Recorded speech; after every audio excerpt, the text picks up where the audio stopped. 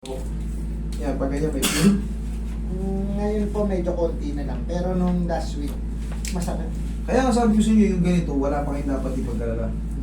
Baka nga nung, siyempre, high endurance yung ginagawa mo, baka nagreklamo na yung mga ano, siguro napagod lang. Kasi sunod-sunod din po marathon doon. Kaya nga kita mo naman, marathon yung binibira mo, tapos nag-swimming ka pa. Tapos, nagbabike ka pa.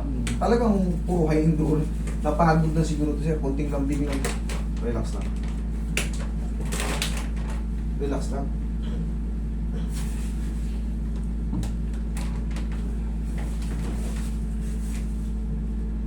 Thank you.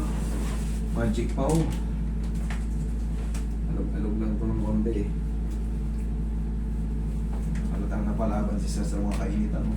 May lining ng sakripisyo. Walang aw sa paw. Yes! Yung saktong sagot ni Bossing, walang aw sa paw. Subukan mo lang, ang laking tulong yan. Subukan mo lang. Ganyan-ganyan niya lang, oh. Hindi niya naman kailangan diinan ng haplos. Yan, nadidiinan siya pero never aray. Subukan nyo lang. Ang laking bagay niyan. Para ka na rin nag-stretching kahit hindi ka pa nag-stretching.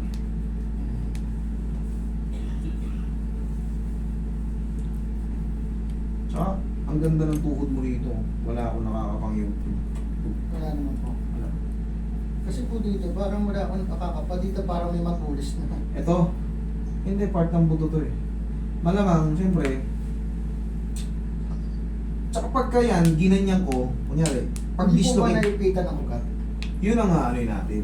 Yun na yun. Kasi kung buto, yung sinasabi mong umangat to, sabi natin na dislocate. Siyempre, pag diniin ko yan, ay ka dyan, siyempre, naka-dislocate nga eh. Relax lang. Kung wala na lang. Lambot lang. Isa pa. Isa pa. Ikaw naman, bossing. Ganito. Tigasan mo to. Sipa mo. Kung baka ako na sipa mo. Sipa ko po, sir. Sige, hangin lang. Relax lang po. Isa pa. Isa pa. Thank you. Thank you. Relax lang.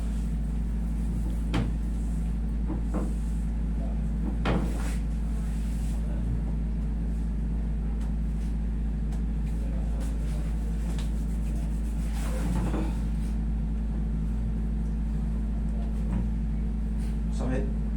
Yan po wala. Wait lang. Ayun ako sa... Kailan ba yung race mo ulit? Sa May 10. May 10 o sakto yan. Sakto yan. Siguro mga May 3 start ka na ulit mag warm up. Pero for the meantime, okay, kahit pahinga mo lang muna, kahit bigyan mo ko ng 4 days. Hayaan mo lang muna, huwag mo munang i-volleyball o i-bike. Maski bike wag, sir. Huwag muna kasi pupasok na dyan yung tendinitis at overuse. Ang dami mong activity na puro pang... Alam mo na, syempre, napapagod din yung mga joint natin. Nagre-reklamo rin. Kailangan din nila makapahinga.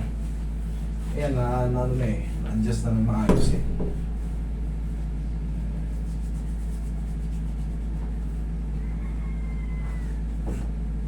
Ay, may kilti ka. Sorry.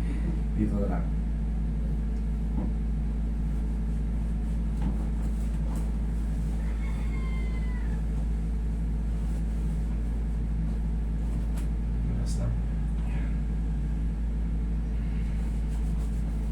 Sige nga. Testing mo nga sir. Ano po? Yung sinasabi mo may masakit mo ba dyan? Ito sa may angkit. Dito. Nice naman. Okay. Thank you Lord.